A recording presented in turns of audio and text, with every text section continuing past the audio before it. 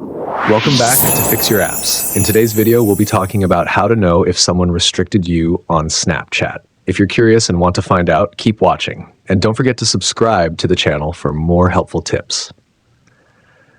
Step 1. First, open Snapchat on your phone. Once you're in the app, go ahead and search for the user's name or username. Step 2. If the user doesn't appear in the search results, that's a strong sign that they may have restricted you. It's one of the first things to check.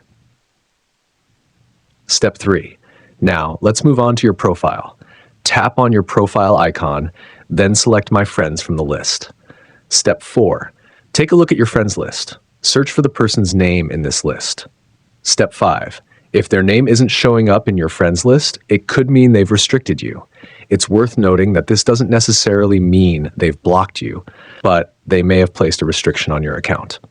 Step 6. Next, check your chat history with that person. Go into your chat tab and search for the conversation. Step 7. If the chat has disappeared or isn't visible anymore, that's another indicator that you may have been restricted. It can happen when someone puts a restriction on your account. And that's it. Thanks for watching, and see you in the next video.